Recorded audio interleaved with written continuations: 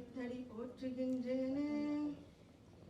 புழியர்கோன் வெப்பொழித்த புகழியர்கோன் கடல் போற்றி, ஆடிமிசை கல்மிதப்பில் அணைந்த பிரான் அடி போற்றி, வாழி திருநாவலூர் வன் தொண்டர் பதம் போற்றி, ஊழிமலி திருவாத ஊரர் திருத்தால் போற்றி போற்றி. தொல்லையிரும் விரவி சூடும் தலை நீக்கி அல்லல்லருக்கு ஆனந்தமாக்கியது, எல்லை மறுவா நெறியளிக்கும் வாதவூர் எம்கோன் திருவாசகம் என்னும் தேன்.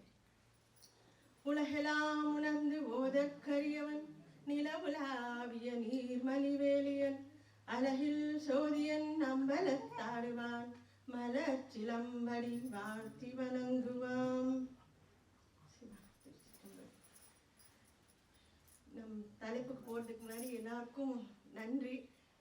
இறை தமிழ் சங்கமம் எதுக்குன்னு முதல் தடவை வந்தவங்களுக்காக நம்மளோட தமிழ்நாட்டுல இருந்த ஆழ்வார்கள் நாயன்மார்கள் அவங்கள பத்தி சொல்லணும்ன்ற ஒரு வேட்கையோட வெளிப்பாடு இந்த சங்கமம்னா கூடி நல்ல விஷயங்களை பேசுறது, சத் சங்கம் அப்படின்றது. அது நம்ம சங்கமம் தமிழ்ல சொல்றோம். இது ஆரம்பிச்சு 2 மாசம் முதல்ல மாணிக்க வாசகரும் போன மாசம் நம்பியாண்டார் நம்பிகளையும் பார்த்தோம். இதோட 63 நாயன்மார்கள் சொல்லணும்னா அதோட மூலம் பெரிய புராணம். பெரிய புராணத்தை எழுதிய சேக்கிழாரை பத்தி தான் இன்னைக்கு நம்ம பார்க்க போறோம். அவர் தெய்வ சேக்கிழார். நம்ம தமிழ்ல 2 பேருக்கு தெய்வ புலவர்னு பேர் கொடுத்திருக்கோம். திருவள்ளுவருக்கும் சேக்கிழார் பெருமானுக்கும் தெய்வ சேக்கிழார், தெய்வ புலவர் அப்படின்ற பேர் இருக்கு. எதுக்காக தெய்வ புலவர்? அவங்களோட வரலாறு போறதுக்கு முன்னாடி பெரிய புராணம் மூல நூல் கிடையாது, அது வழிநூல். இதுக்கு மூலம் சுந்தரர் எழுதிய திருத்தொண்டர் தொகை. அதோட ஒரு வரியில 63 பேரையும் இந்த உலகத்துல நமக்கு எல்லாம் காட்டி கொடுத்தவர் சுந்தரமூர்த்தி நாயனார். அவருக்கு ரொம்ப தமிழ் மக்கள் எல்லாம் ரொம்ப கடமைப்பட்டிருக்கோம். அவர் இல்லைன்னா அத்தனை அடியார்கள் இருக்கிறதே நமக்கு தெரியாது. அவரோட வாழ்க்கையோட ஒரு பகுதி தம்பி பரணி பேசும்போது சொன்னாங்க, சுந்தரர் லைஃப்ல இந்த திருத்தொண்டை தொகை எழுதின அந்த இடத்த கட்டத்தை மட்டும் நம்ம இப்ப பார்த்துடுவோம். ஏன்னா அங்கதான் நமக்கு 63 நாயன்மார்கள் எதுக்காக இங்க சொல்ல வேண்டி வந்தது அப்படின்னு தெரியும். ஒரு நாள் திருவாரூர் தேவாசிரிய மண்டபம். தேவாசிரிய மண்டபம்னா அங்க எப்படி அடியார்கள் எல்லாம் கூடி உட்கார்ந்து சாமி பத்தி பேசிட்டு இருப்பாங்க. நம்ம உட்கார்ந்து பேசுற மாதிரி அடியார்கள் கூடி சுவாமியை பத்தி பேசுற தேவாசிரிய மண்டபத்துல எல்லாரும் உட்கார்ந்து இருக்காங்க, பேசிட்டு இருக்காங்க. சுந்தரர் வேகமா ஏதோ நினைப்புல சுவாமி உள்ள தியாகராஜரை பாக்குறதுக்காக வேகமா போயிட்டு இருக்காரு. போகிறவரு அங்கிருந்து அடியார்களை பார்த்து வணக்கம் சொல்லல.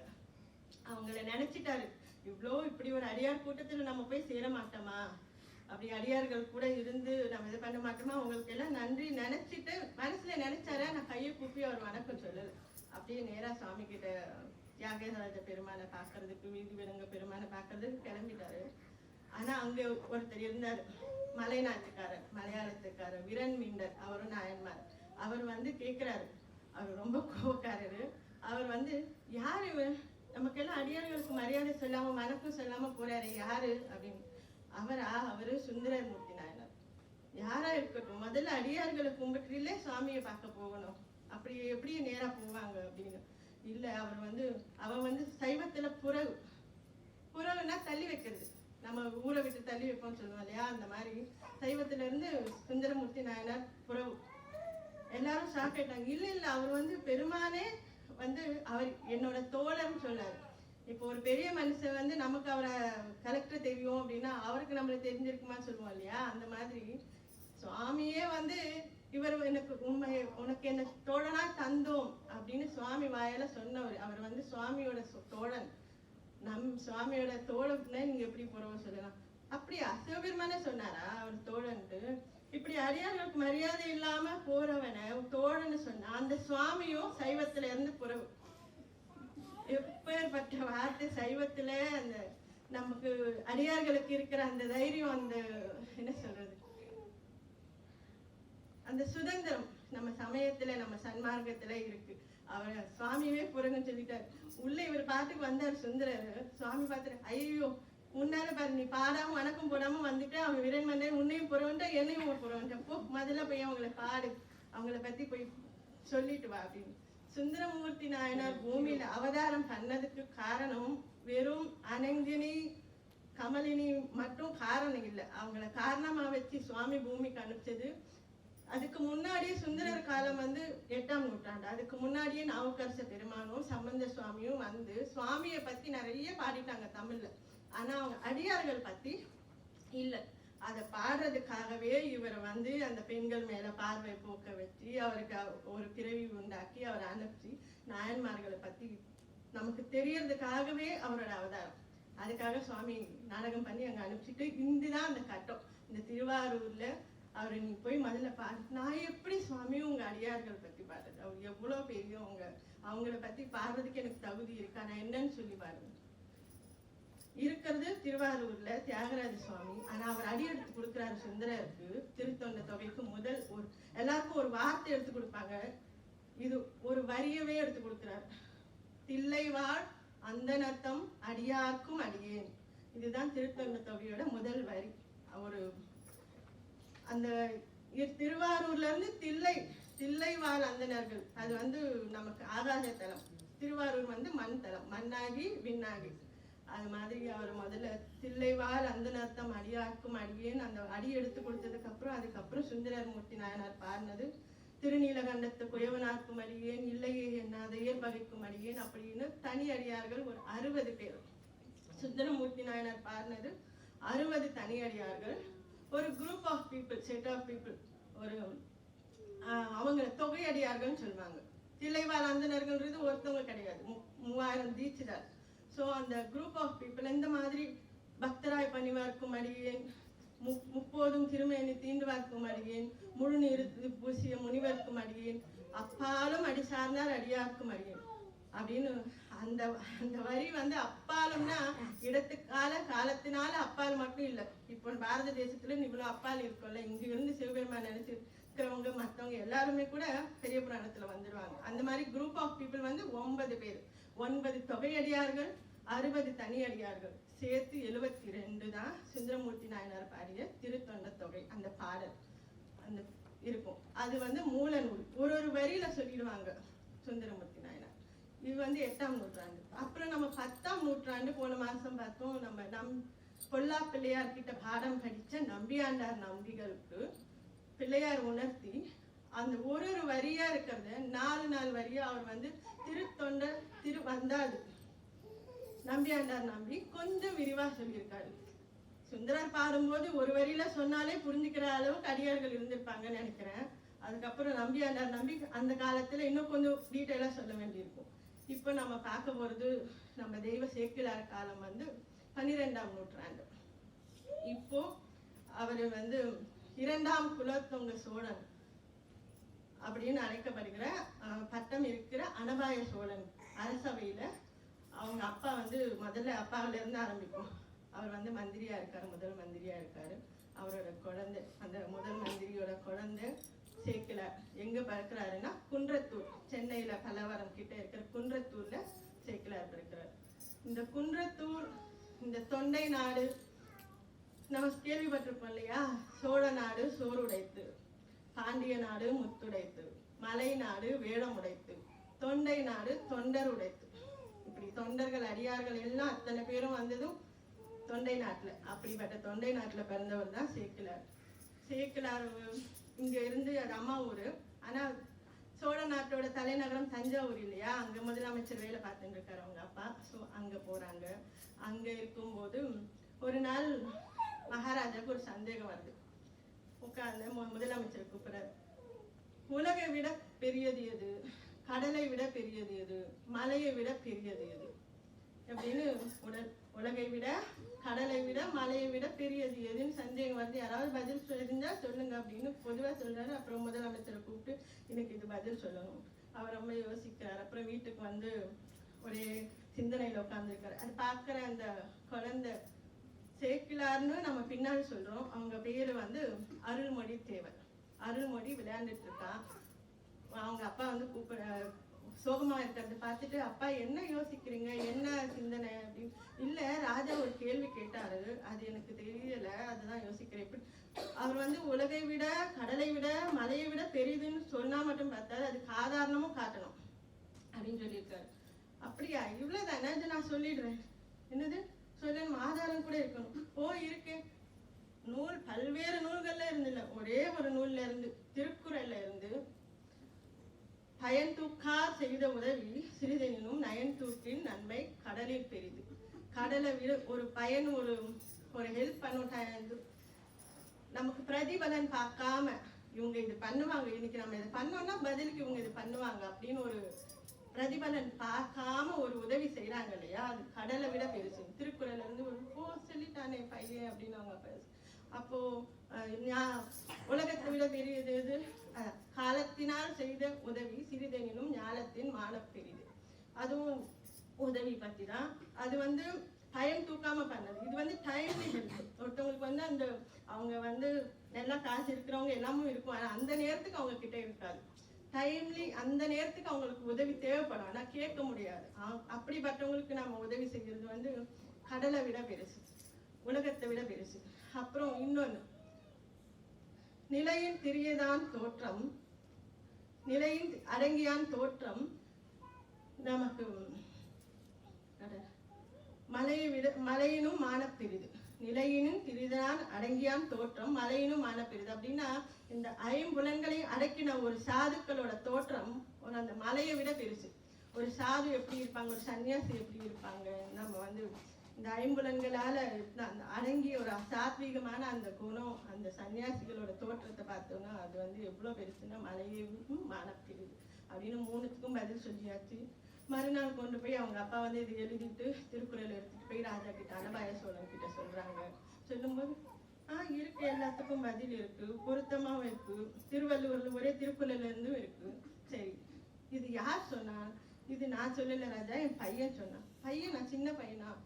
ஓகே, அவன் பேர் அருள்மொழித்தேவர். அவனை கூட்டிட்டு வா நாளைக்கு அவனை கூப்பிட்டுட்டு ராஜா அவர் கூட பேசிட்டு அவனோட அறிவு திறமை எல்லாம் பார்த்து வியந்து அவனுக்கு முதலமைச்சர் பட்டம், சிறு வயதிலேயே 16 வயசுலேயே அருள்மொழித்தேவருக்கு முதலமைச்சர் பட்டம் கிடைக்குது. அவர் வந்து உத்தம சோழ பல்லவரையன் அப்படின்னு பட்டமும் கொடுக்குறாரு. உத்தம சோழ பல்லவன் அப்படின்ற பட்டமும் அனபாய சோழனால சேக்கிழாருக்கு கிடைக்குது. சேக்கிழார் அப்படின்றது சேன்னா காளை, காளையை கொண்டு வயல்ல உழுது வேளாண்மை செய்கிற அந்த குடி. கிழார்னா ஒரு குடியோட இது சேக்கிழார். அது இன்னொரு பொருள் வந்து காளையை வாகனமாக உடைய சிவபெருமானுக்கு வழி வழியாக தொண்டு செய்கிற குடியும் சொல்லுவாங்க சேக்கிழார். அந்த குடி பெயரை வந்து அவருக்கு கடைசியா பட்ட பெயரா இருக்கு. தெய்வ புலவர்னும் உத்தம சோழ பல்லவனும் அவருக்கு பட்டம். ஒரு நாள் இவர் முதலமைச்சர் ஆயிட்டாரு. முதலமைச்சரா இருக்கும்போது இவருக்கு நிறைய ஊரா போகும்போது இந்த நாயன்மார்கள் இதெல்லாமும் சேர்த்து அவங்களோட டீட்டெயில்ஸ் எல்லாம் கலெக்ட் பண்ணி வச்சிருக்க முடியும் ஈஸியா. ஒரு நாள் ராஜா வந்து சமணத்துல நாட்டம் அதிகமா இருந்து, ஜைன மதத்துல நாட்டம் இருக்கு. சீவக சிந்தாமணி, நம்ம தமிழ்ல 50 காப்பியங்கள்ல ஒன்னான சீவக சிந்தாமணிய திருத்தக்க தேவர் அப்படின்ற ஒரு சமண துறவி எழுதினது. ஒரு ஜைன துறவி எழுதினதுதான், ஆனா அது வந்து ஒரு ரசமான இன்ப நூல். ஒரு 8 பெண்களை பத்தி ஒரு இன்ப நூல்னு சொல்லுவாங்க. அந்த இன்ப நூல்ல அதிகமா மன்னன் ஆர்வம் கொண்டிருந்தான். இப்போ மன்னன் இன்ப நூல் வயப்பட்டு அதை இன்பத்தை நாடின்னு இருக்கும்போது மக்களுமே அதை ஃபாலோ பண்ணுவாங்க இல்லையா, மன்னன் எவ்வளியோ மக்கள் எவ்வளவு. ஸோ இதை பார்த்து சேக்கிழார் வருத்தப்படுறாரு. ஒரு நாள் ராஜா வந்து உட்கார்ந்து இந்த இன்ப நூல் ஒருத்தர் வாசிக்க பொருள் சொல்ல இவர் கேட்டுன்னு இருக்காரு. அப்போ சேக்கிழார் வந்துட்டு உடனே சிவன் அது கேட்டு திரும்ப அவர் அந்த இன்ப நூல் காதல விழாத வரைக்கும் என்ன சேக்கிழார் வந்தாரு, நம்ம பார்க்காம பேசாம திரும்பி போயிட்டாரு, அப்படி என்னவா இருக்கும் இவருக்கு? ராஜாக்கு ஒரே இது, அவர் நல்லவர் தான், ஆனா அந்த நேரத்துக்கு இன்ப நூல் கேட்டுன்னு இருக்காரு.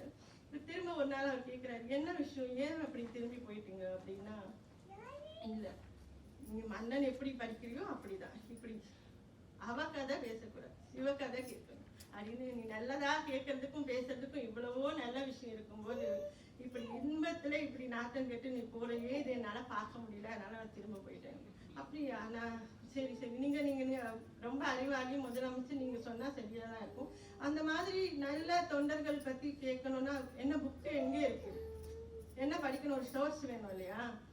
சோர்ஸ் வந்து புக்கா இல்லை தொண்டர்கள் பத்தி. ஆனா வந்து சுந்தரர் எழுதின அந்த 63 நாயன்மார்கள்லயும் ஒரு வரி, அப்புறம் நம்ம நம்பியாண்டார் நம்பி எழுதினதுலயும் வச்சு இது இருக்குது. ஆனா டீட்டெயிலா கதை மாதிரி இல்லை, கதை புஸ்தகம் மாதிரி இல்லை அப்படின்னு அந்த இது இருக்கு. அப்படின்னு இது பத்தாதே, இது தெரியாது. அப்ப நீங்களே எழுதுங்க. நீங்க இவ்வளவு நல்ல விஷயம் சொல்றீங்க இல்லையா, அப்ப உங்களால இது எழுத முடியும், எழுதுங்க.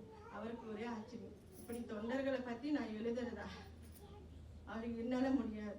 இல்ல, நீங்க தான் எழுதணும். அவரு வேலையெல்லாம் அல்லது சம்பளத்தோட கூடிய விடுமுறை அந்த மாதிரி எல்லாமே கொடுத்து அவருக்கு நீங்க தான் எழுதணும்.